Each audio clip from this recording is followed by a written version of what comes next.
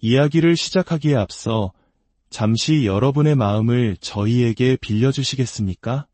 만약 오늘 들려드릴 이야기가 당신의 마음에 작은 울림을 준다면 좋아요와 공유를 통해 주변의 다른 분들에게도 따뜻한 위로를 전해주세요. 구독은 앞으로 우리가 함께 나눌 깊이 있는 이야기들을 놓치지 않는 약속이 될 것입니다. 당신의 모든 발걸음에 평안이 가득하기를 기원하며 이제 시작하겠습니다. 노년에 자녀의 집을 방문하지 마십시오. 만약 그들의 눈 속에서 불편한 진실을 마주할 준비가 되어 있지 않다면 말입니다. 당신이 더 이상 그들의 삶의 필수적인 존재가 아니라는 진실. 한때 세상의 전부였던 당신의 존재가 이제는 성가신 방해물처럼 여겨질 수 있다는 진실. 숨가쁘게 돌아가는 자녀들의 세상 속에서 당신의 느린 걸음이 무거운 짐이 되어버렸다는 진실 말입니다. 가슴 아프지만 너무나 많은 어르신들이 인생의 황혼역에 이르러서야 이 차가운 현실을 깨닫게 됩니다. 우리는 종종 잊고 삽니다. 한때는 세상의 기둥이었던 사람이 이제는 그저 의무와 책임의 대상이 되어버렸을 때 느끼는 그 깊은 상실감에 대해 우리는 충분히 이야기하지 않습니다. 젊은 시절 당신은 자녀를 중심으로 당신의 세계를 쌓아 올렸습니다. 그들을 위해 모든 것을 희생했습니다. 잠 못 이루던 수많은 밤, 접어두었던 당신의 꿈, 누구에게도 말 못한 채 홀로 삼켰던 고통의 시간들. 당신은 그 모든 것을 기꺼이 감내했습니다. 사랑이 그것을 요구했기 때문입니다. 그것이 당신의 역할이었고 당신의 사명이었습니다. 수십 년 동안 그 사명감은 당신의 삶을 뜨겁게 불태우는 목적이 되어 주었습니다. 하지만 시간은 흐르고 아이들은 자라 마침내 독립했습니다. 그리고 어느 날 문득 그들은 더 이상 당신을 필요로 하지 않게 되었습니다. 적어도 예전과 같은 방식으로는 말입니다. 그리고 여기에 대부분의 사람들이 차마 입 밖으로 꺼내지 못하는 진실이 있습니다. 때로 자녀들은 당신이 곁에 없는 것을 더 편하게 생각할 수도 있다는 것입니다. 그들이 당신을 미워해서가 아닙니다. 그들이 나쁜 사람이어서도 아닙니다. 그저 이 현대 사회가 우리에게 끊임없이 속삭이기 때문입니다.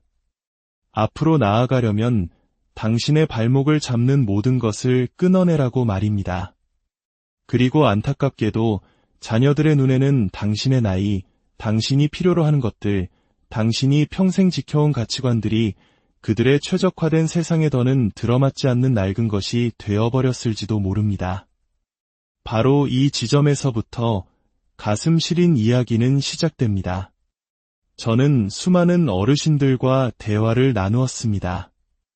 60대 혹은 80대의 그분들은 자녀의 집을 방문하고 돌아오는 길에 마음이 풍요로워지는 대신 오히려 자신이 한없이 작아지는 것을 느꼈다고 고백했습니다. 따뜻한 온기가 아닌 가슴 한구석을 짓누르는 조용한 통증을 안고 집으로 돌아왔다고 말입니다. 그토록 바라던 존중과 경외심이 어느새 흔적도 없이 사라져버렸기 때문입니다. 한번 깊이 생각해 보십시오. 그 무게를 느껴보십시오. 당신은 수십 년의 추억과 어쩌면 삶의 지혜가 담긴 조언 한마디를 품고 자녀의 집을 찾습니다. 하지만 당신을 맞이하는 것은 깊은 한숨, 스마트폰을 향한 무심한 시선, 그리고 조급함을 감추기 위한 유례적인 미소뿐입니다. 당신은 조심스럽게 입을 열지만 당신의 말이 채 끝나기도 전에 세상은 더 빨리 흘러갑니다. 당신이 과거를 이야기하는 동안 자녀들의 머릿속은 이미 내일의 업무 이메일, 처리해야 할 각종 청구서, 손주들의 축구 시합 일정으로 가득 차 있습니다. 그리고 당신은 소파 한쪽에 앉아 그저 희미한 배경처럼 존재할 뿐입니다. 제가 묻겠습니다. 왜 스스로를 그런 상황에 밀어 넣으려 하십니까? 제가 이렇게 말씀드리는 것은 결코 잔인해지기 위함이 아닙니다. 너무나 많은 선량한 분들이 인생의 마지막 10년, 20년을 자녀들에게서 애정의 부스러기를 구걸하며 보내기 때문입니다. 그 깊은 갈망을 이해할 준비가 되어 있지 않은 자녀들을 쫓아다니면서 말입니다. 이제 당신에게 혹독하지만 반드시 필요한 말을 전하겠습니다. 만약 당신이 노년에 이르러 스스로 경계를 설정하지 않는다면 당신은 존중받지 못할 것입니다. 나이가 많다는 이유만으로 존중이 저절로 따라오던 시대는 지나갔습니다. 이것이 냉정한 현실입니다. 마땅히 그래야 하지만 적어도 지금 우리가 사는 이 시대는 그렇지 않습니다. 존중은 죄책감에 호소하며 구걸하는 것이 아니라 당신의 존재 그 자체로 당당히 요구해야 하는 것입니다. 당신은 절박함이 아닌 품위 있는 태도를 지녀야 합니다. 너무나 많은 부모님들이 마치 인정과 칭찬을 구걸하듯 자녀의 집에 들어섭니다. 좋은 어머니였어요. 강한 아버지셨어요. 모든 것에 감사해요. 라는 말을 듣고 싶어 하면서 말입니다. 하지만 그 인정이 돌아오지 않을 때 자녀들이 너무 바쁘거나 혹은 자기 자신에게만 몰두해 있을 때 그들의 내면은 소리 없이 무너져 내립니다. 잘 들으십시오. 당신의 영혼을 그것을 받을 자격이 없는 사람의 손에 맡기지 마십시오. 따뜻함을 기대하며 무방비 상태로 마음을 활짝 연 채 자녀의 집으로 향하지 마십시오. 오직 당신 스스로가 온전할 때만 그곳을 찾으십시오. 당신의 가치가 다른 누군가의 인정에 달려있지 않다는 것을 스스로 깨달았을 때만 말입니다. 이것은 엄청난 힘을 필요로 합니다. 상상조차 하기 힘든 강인함이 필요합니다. 왜냐하면 당신은 수십 년 동안 바로 그 사람들을 키워왔기 때문입니다. 당신은 그들의 눈물을 닦아주었고 이제는 떨리는 당신의 손으로 그들을 먹였습니다. 당신은 그들에게 걷는 법을 가르쳤지만 이제 그들은 당신을 기다려주는 것조차 잊은 채 앞만 보고 달려갑니다. 하지만 그것이 바로 인생의 본질입니다. 삶은 앞으로 나아가는 그 움직임에 있어서는 무자비할 정도로 냉정합니다. 그러므로 당신 또한 당신의 평화를 지키는 데 있어서 그만큼 단호해져야 합니다. 저는 병 때문이 아니라 실망감 때문에 노년에 무너져 내리는 사람들을 보아왔습니다. 부모라는 역할에 쏟아부은 평생의 감정적 투자가 자신이 상상했던 것과 같은 보상으로 돌아오지 않았기 때문입니다. 그들은 노년이 감사와 따뜻한 가족 저녁 식사, 함께하는 시간들로 가득할 것이라 믿었습니다. 하지만 그 대신 그들을 맞이한 것은 침묵과 무시, 그리고 더 최악인 견뎌줌이었습니다.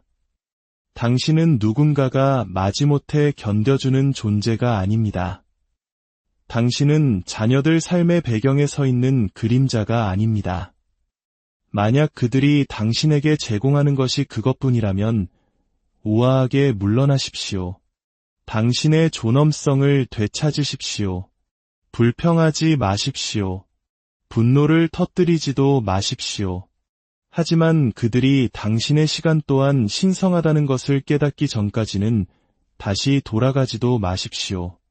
당신은 동정이 아닌 평화를 누릴 자격이 있습니다. 당신은 당신의 가치를 상기시켜줄 필요가 없는 사람들, 그 가치를 온전히 알아보는 사람들에게 둘러싸여 있을 권리가 있습니다. 정말로 비극적인 것이 무엇인지 아십니까? 많은 어르신들이 무언가 달라질 것이라는 헛된 희망을 품고 계속해서 반복해서 자녀들을 찾아간다는 것입니다.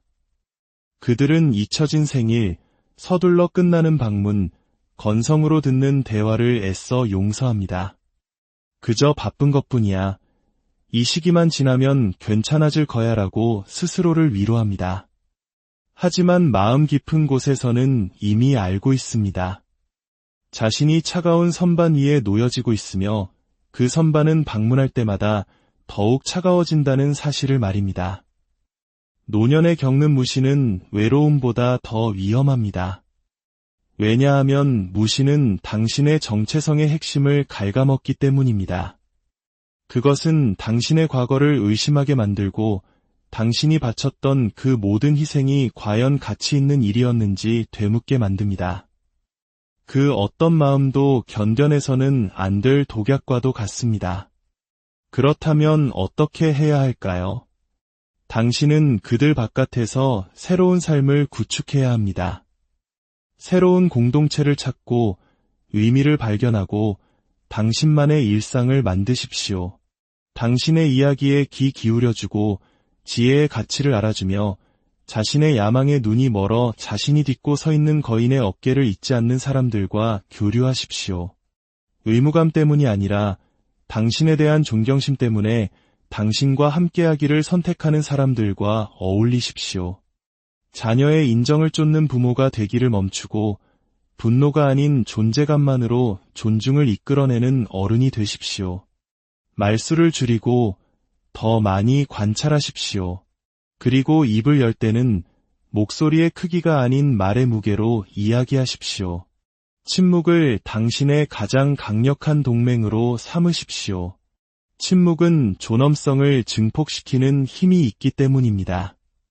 당신은 구걸하기 위해 여기에 있는 것이 아닙니다. 매달리기 위해 여기에 있는 것도 아닙니다. 당신은 당신 인생의 마지막 장들을 힘과 위엄으로 살아내기 위해 여기에 있습니다.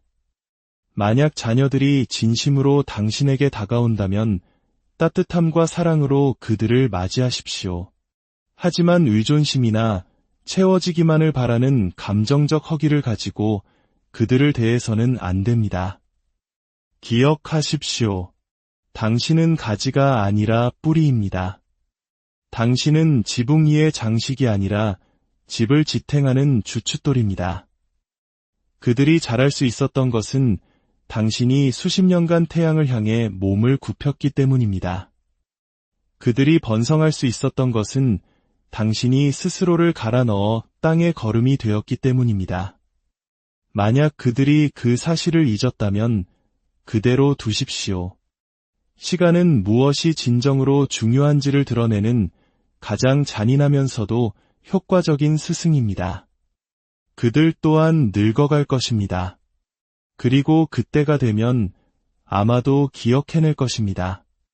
당신이 어떻게 굴복 대신 고독을, 구걸 대신 존엄을 택하며 굳건히 서 있었는지를 말입니다.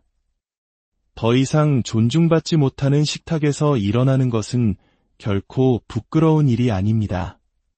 부끄러운 것은 거절의 무게에 짓눌려 시들어 가면서도 그 자리에 머물며 희망을 놓지 못하는 것입니다. 당신은 약하지 않습니다. 당신은 쓸모없는 존재가 아닙니다. 당신은 생존의 결과물이며 지혜의 결정체이고 얕은 마음으로는 감히 헤아릴 수 없는 깊은 이야기 그 자체입니다. 당신의 가치는 다른 이들이 보지 못한다고 해서 사라지는 것이 아닙니다. 그러니 자존감을 희생해야만 한다면 자녀를 방문하지 마십시오. 당신의 존재가 존중받을 때, 당신의 이야기가 환영받을 때, 당신의 조언이 무시당하는 대신 경청될 때, 그때 방문하십시오. 당신이 그저 엄마, 아빠가 아니라 불길 속에서 단련되어 조용한 강인함으로 서 있는 하나의 고귀한 영혼으로 보여질 때, 그때 가십시오. 그날이 오기 전까지는 당신의 삶을 사십시오. 새로운 길을 찾고 무언가를 창조하고 열린 귀로 경청하는 젊은이의 멘토가 되어주십시오. 정원을 가꾸고 스스로에게 편지를 쓰십시오. 소리 내어 웃고 천천히 춤을 추십시오. 도서관에 가고 나무 그늘 아래 앉아보십시오. 새로운 친구들을 사귀고 당신의 생일을 기억해주는 사람들과 함께 축하하십시오. 고요함 속에서 차를 마시며 미소 지으십시오. 살아있음을 느끼기 위해 더 이상 누군가의 인정을 필요로 하지 않는 당신 자신을 발견하게 될 것입니다. 부디 평온하십시오. 그리고 진정으로